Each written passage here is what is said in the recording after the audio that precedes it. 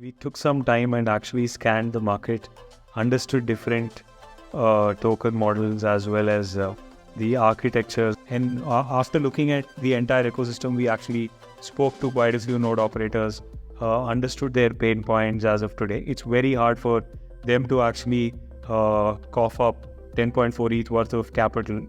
So on the node operator side, we wanted to break down this barrier as much as possible and then democratize staking for everybody, every node operator.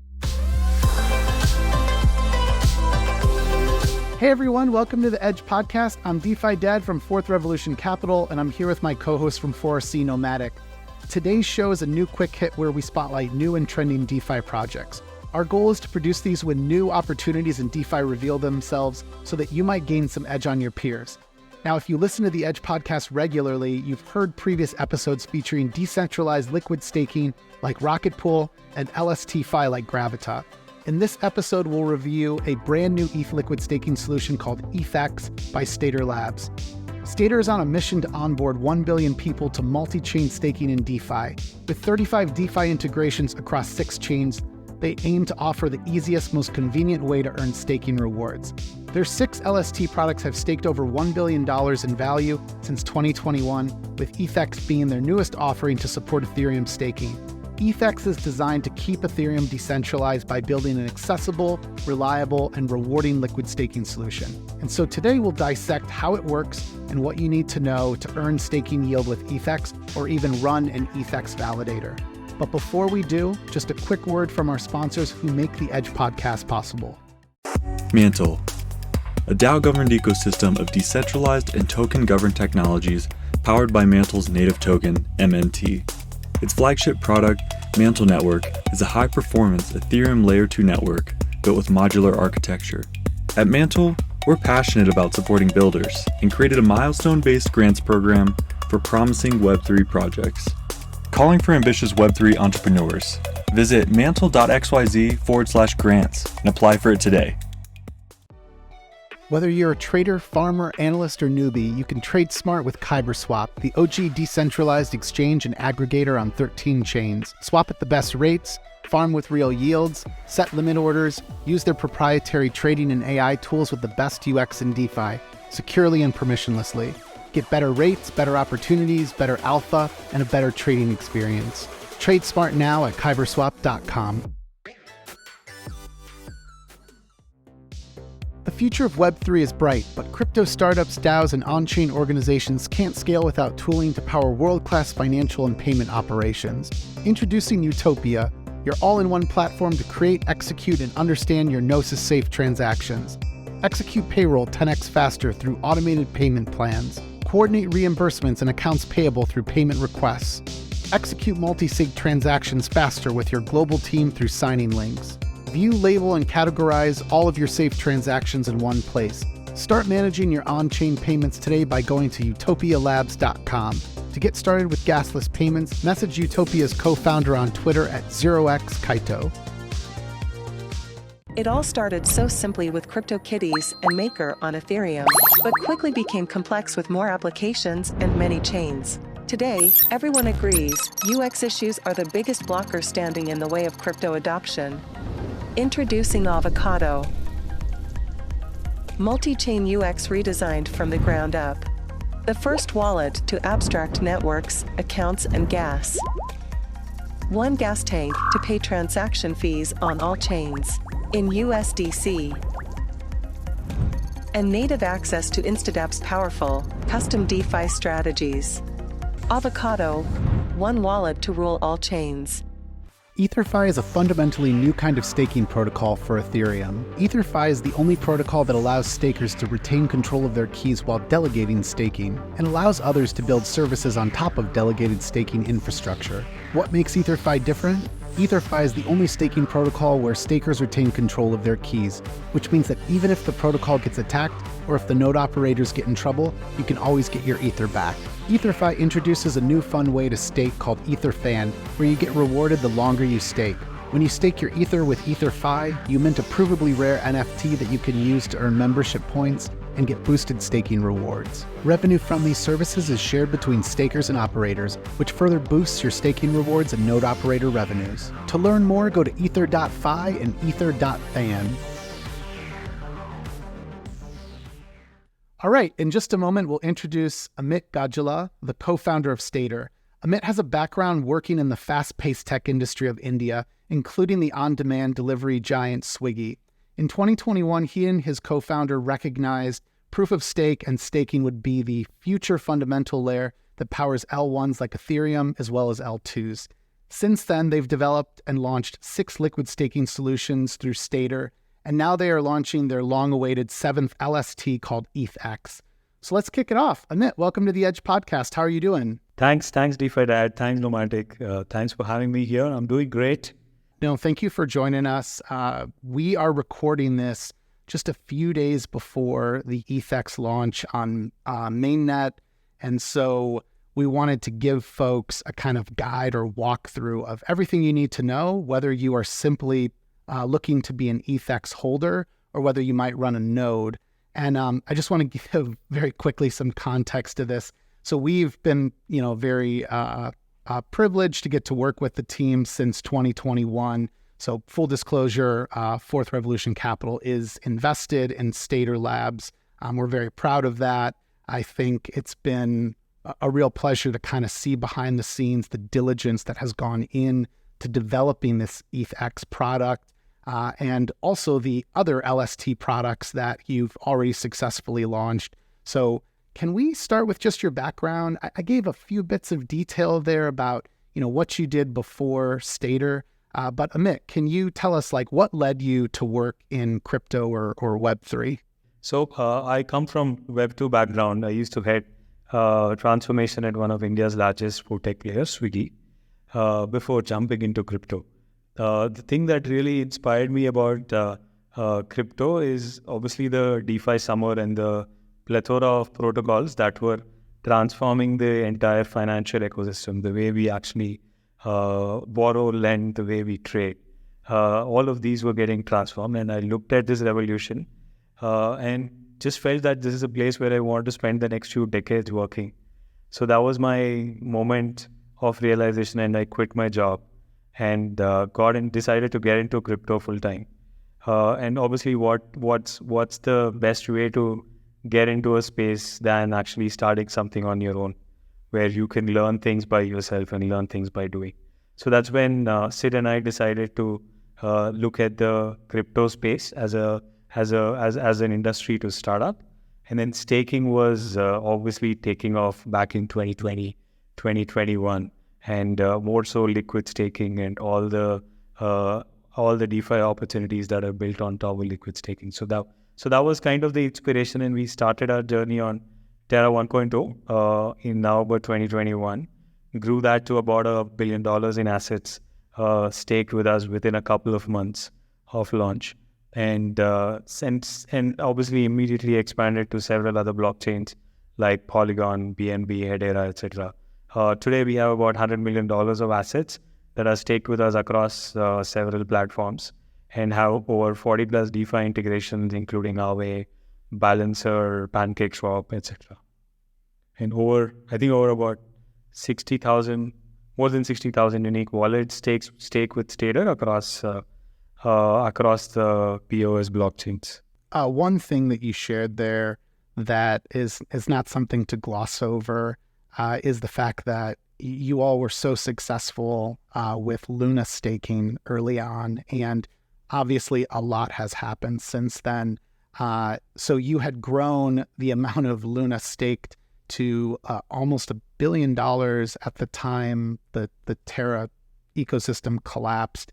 Do you have any lessons, to take from all that? It's an extremely rare, extreme situation. I mean, it is a true black swan event that we all live through.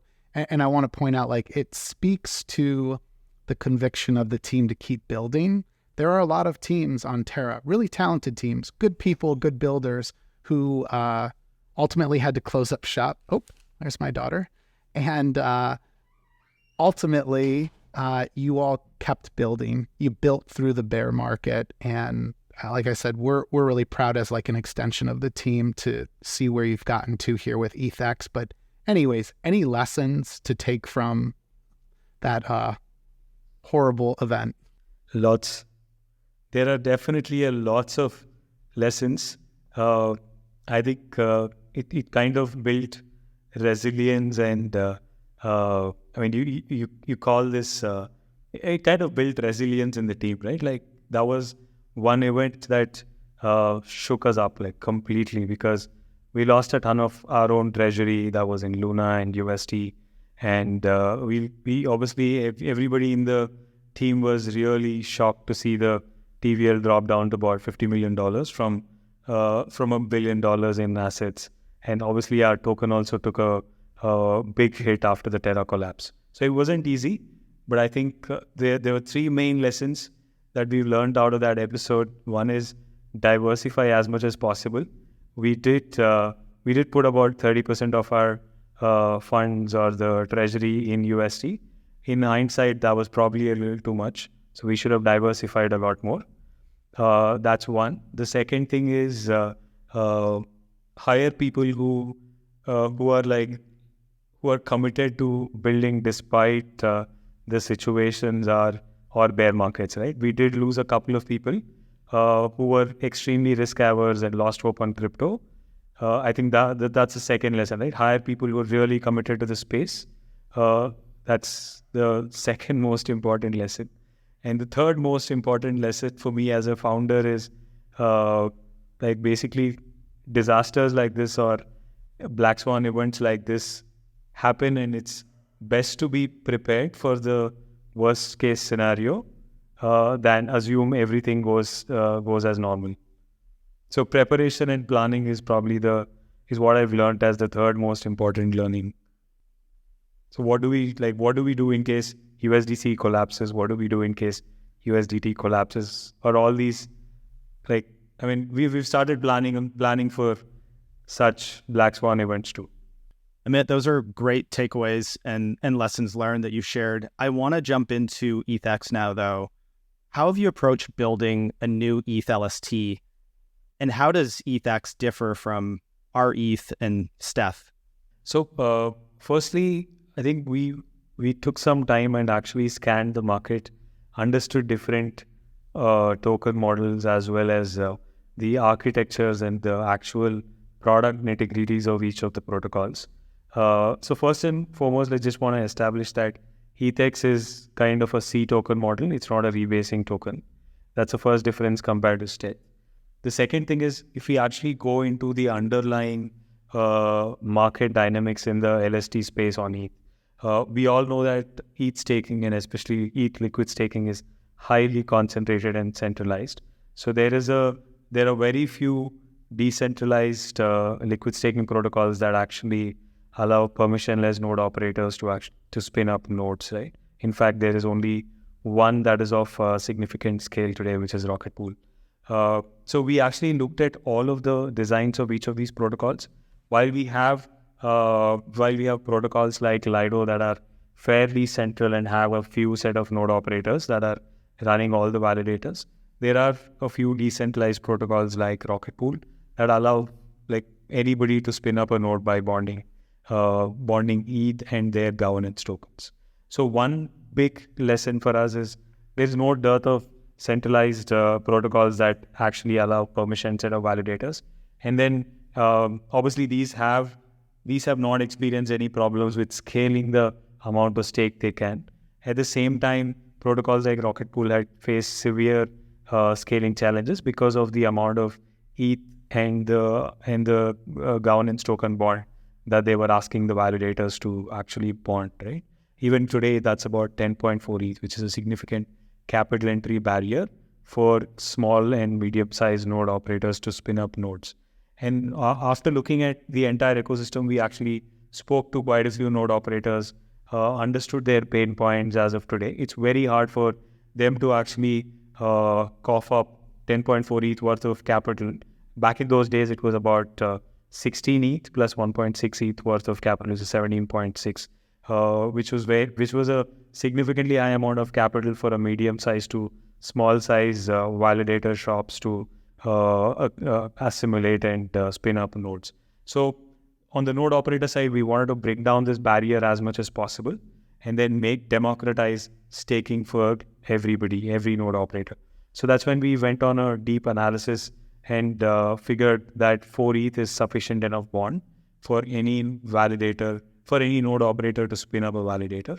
And then obviously these guys are significantly averse to taking exposure to any other governance token. So we wanted to keep the governance token exposure, which is our own token SD, to as low as possible. That's where we decided to keep it as 10% of the 4 ETH bond, which is 4.4 ETH bond, which is sufficient for all kinds of slashing risks and penalties to be covered in case of a permissionless node operator.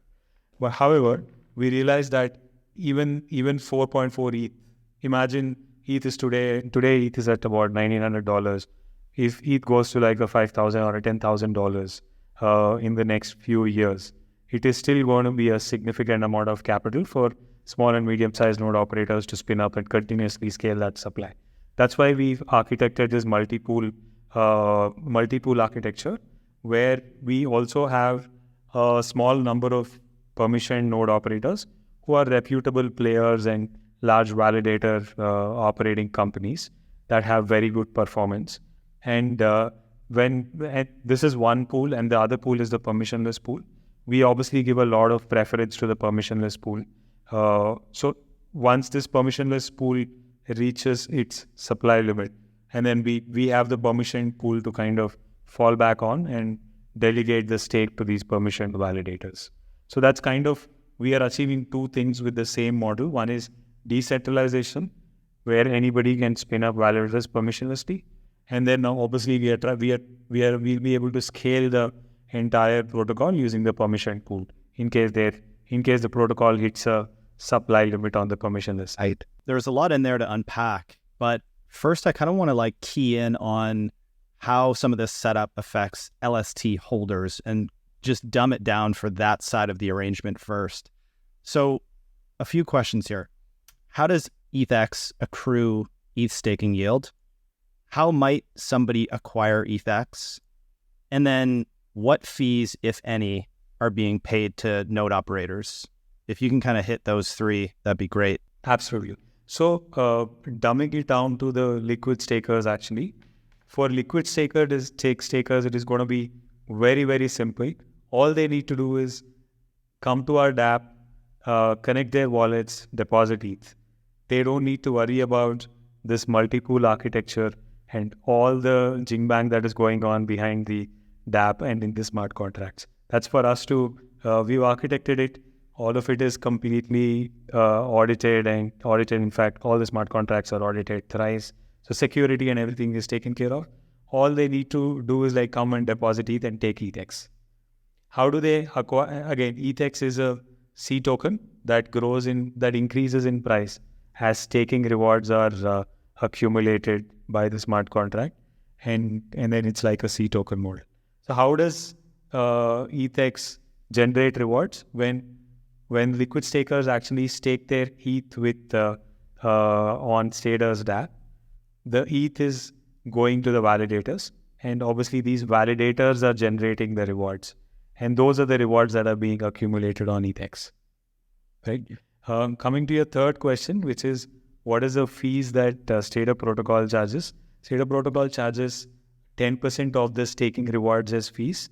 Again, this is an important element to highlight. So we are a decentralized protocol that is encouraging node operators to join in a permissionless fashion, yet we want to keep the fees affordable at 10%, which is typically the market standard for most of the popular LST protocols, right? So Stader protocol charges 10% of the staking rewards as fees, and out of that 10%, 50%, that is 5% goes to the node operators and 5% goes to the Stader protocol.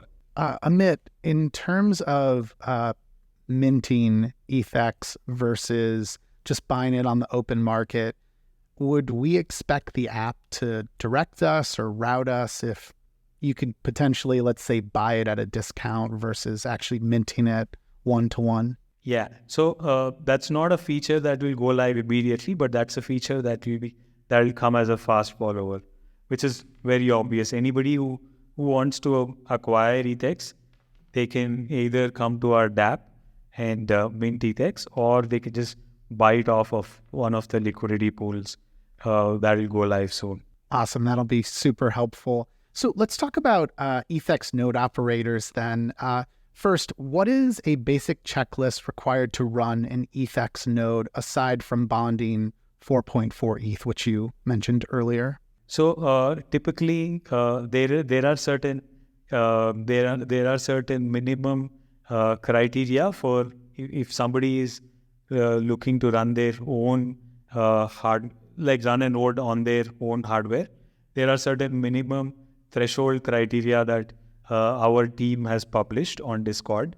For details, one can join Discord and ask all the questions around what is the threshold parameters or parameters required to run an ETHx node.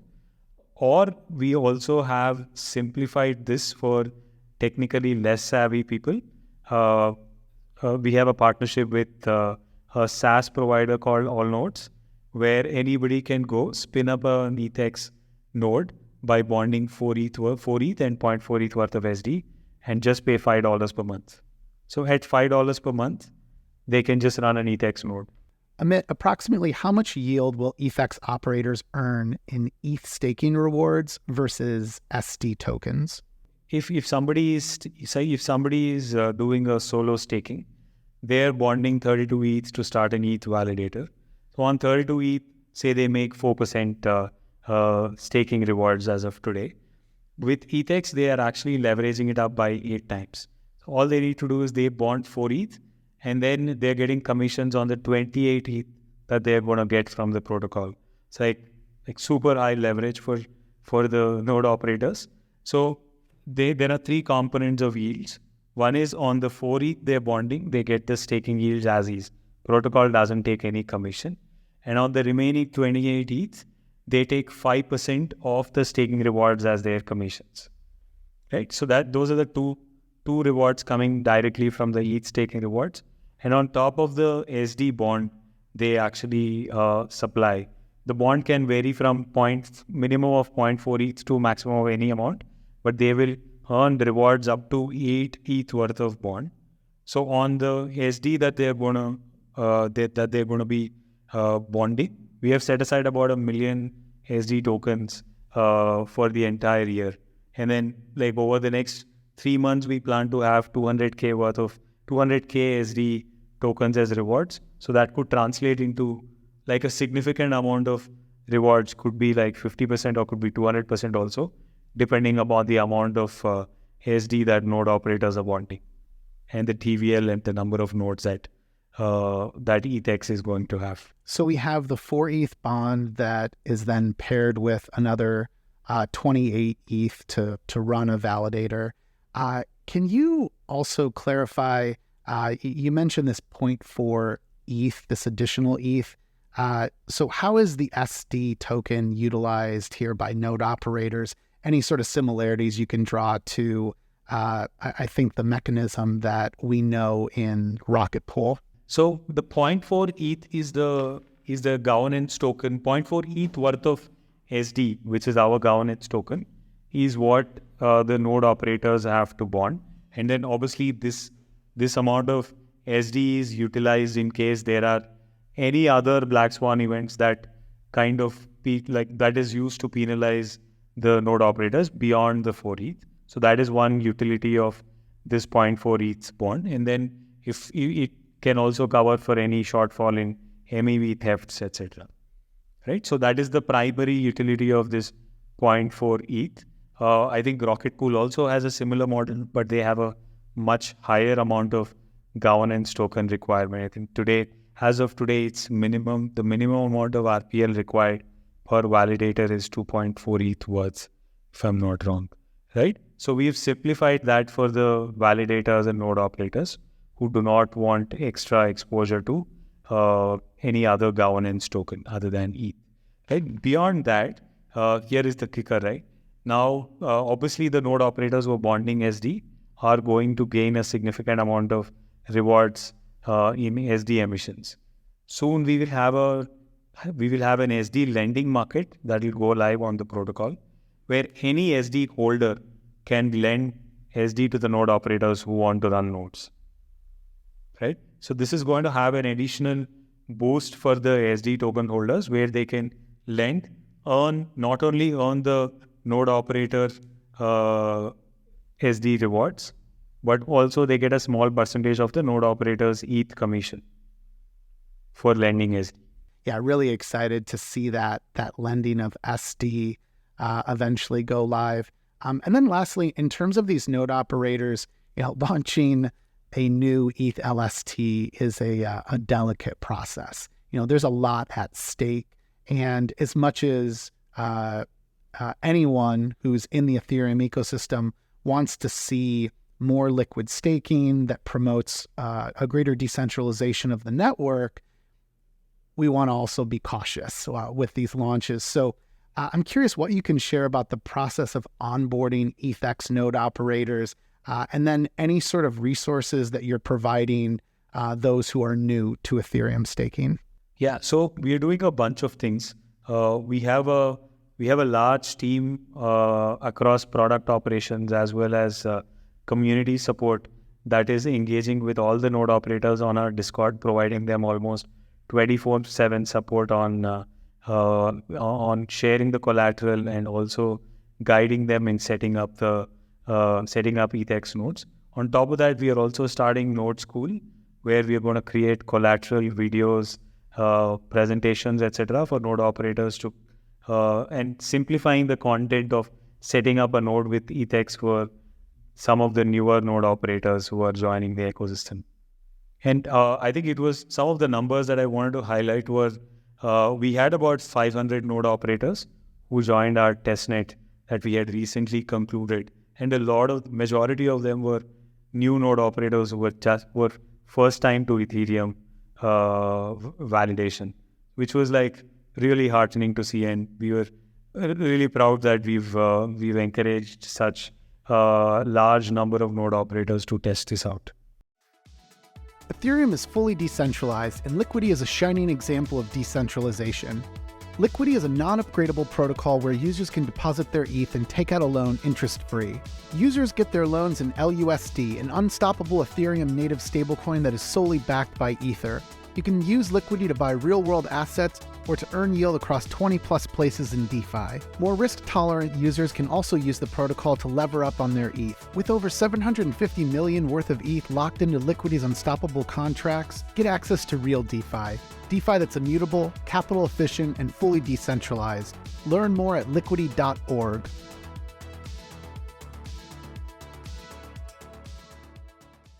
That's like incredible uptake on that early node operator program. I hope that carries through, and you get as many of those as possible for when you guys go live.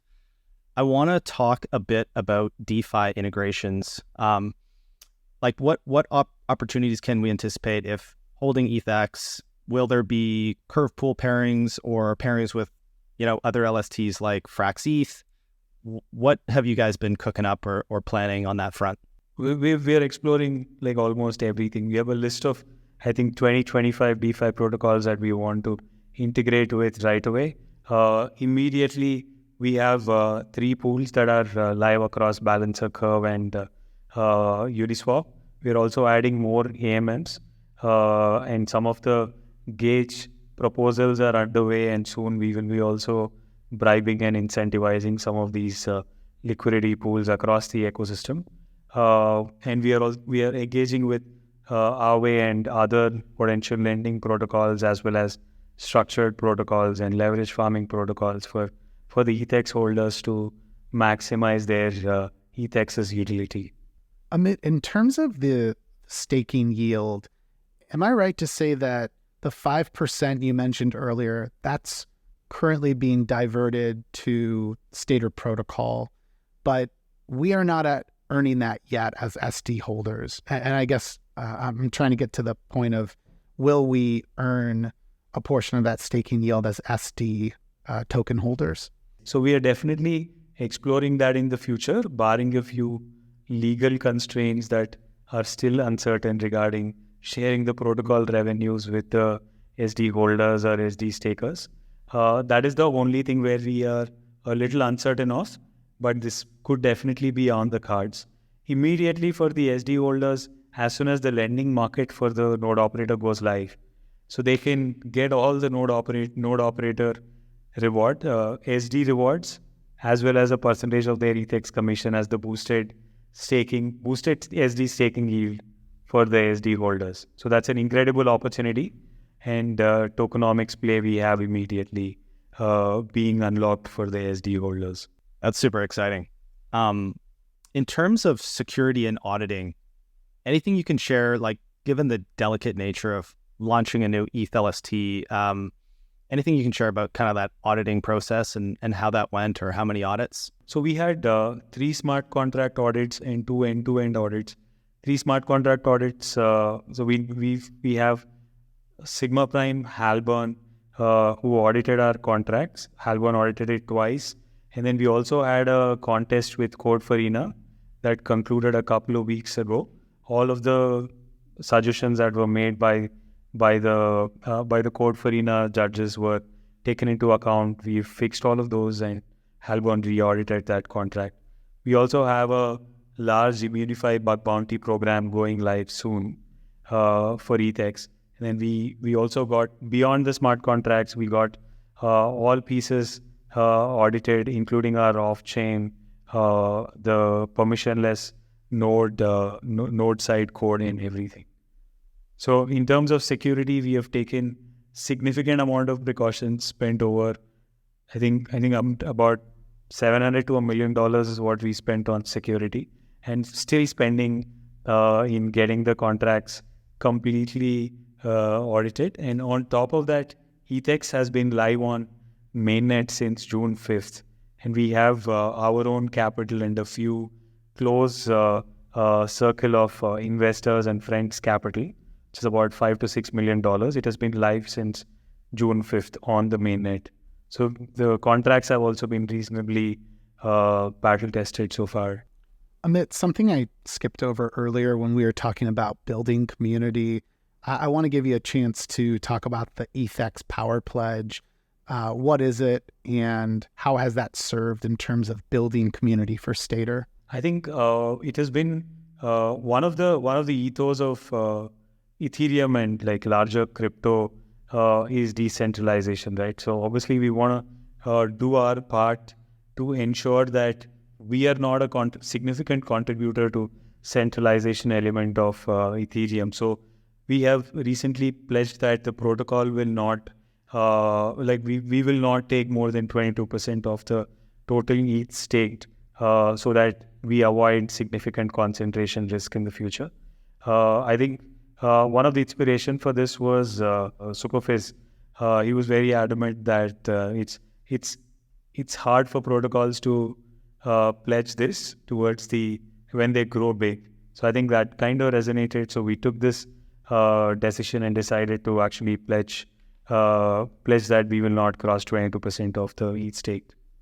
And beyond this, I think it's very important to grow this community both on the node operator or validator side, as well as on the stakers side, right? There are a lot of ETH stakers, liquid stakers, or in general ETH holders who are still not familiar with liquid staking and the advantages of liquid staking. Similarly, there are a lot of techies, tech enthusiasts who are interested in running nodes, but still don't have the simplification or wherewithal to actually build and run these nodes. So we are creating collateral videos, potentially live sessions and demonstration sessions for all these guys to onboard them onto running ETHx nodes and in general ETH validators as well. Amit, I want to touch on restaking a bit here. What impact, if any, do you think EigenLayer will have on ETHx? I think it is probably going to have a positive impact as more utility for ETHx will be unlocked once ETHx gets whitelisted on EigenLayer if elected by their governance or by their council. On top of that, here's one alpha. We have been actively working on something called a liquid restaking token, which kind of earns restaking yields and also gives a liquid token on top that can be used in DeFi. So it's like putting restaking on steroids, where people don't have to choose between restaking and DeFi. They can do both. Something that we've been working on, still figuring out the legal and technical ramifications of this model. Okay, so this is probably a good time for us to start to wrap up. I want to remind listeners that they can follow Amit at the handle you'll see there on screen. Also, you can check out, of course, the mothership Stader Labs account on Twitter, which is just Stader Labs. And there are separate handles you'll find there that are specific to the liquid staking solution for ETHx versus their other liquid staking solutions. And then, as just one final question here, Amit, any other surprises on the roadmap or bits of alpha that you can provide for our listeners about Stader? The way we think about Stader is obviously continue to build solutions that are value adding for stakers and in general broader crypto ecosystem. So we will continue on our multi-chain expansion journey. Obviously, Ethereum is the most important ecosystem for us at this stage. And beyond liquid staking, it also adds a lot of utility for our SD token holders. Like I mentioned earlier, like the fast follower that goes out after ETH liquid staking, which is ETHx launch, is the ability for SD holders to lend SD tokens to node operators. So that is going to have like a significant boost for them. And then soon you will have more and more utilities for SD token holders across chains coming up. And then potentially expansion to other younger blockchains like Shui, etc. are also on the cart. I want to remind listeners too that they can learn more at staderlabs.com. That's the best place to go to start to learn about ETHx and the Stader protocol. Amit, anything else you'd like to share before we go? Just one quick reminder that ETHx is launching on July 10th, which is the Monday. So would love to actually ask your users to go check out our dApp. Otherwise, for those listening in the future, it should already be live, and you can find that at staderlabs.com. Thanks everyone for tuning in. If you're a talented founder or developer, please consider reaching out to our team at fourthrevolution.capital. And for future episodes of the Edge podcast, please check out our link tree at edge_pod.